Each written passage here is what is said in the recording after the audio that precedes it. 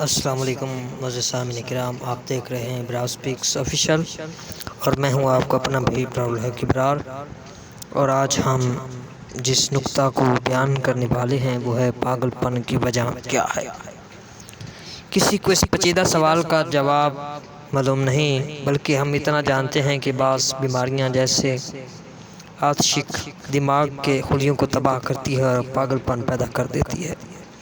دراصل آدھی دماغی بیماریوں کا سبب دماغی صدمات، شراب نوشی اور دماغ کی خلیوں کا زخمی ہو جانا ہے، لیکن باقی آدھے پاگلوں کے دماغ زخمی نہیں ہوتے۔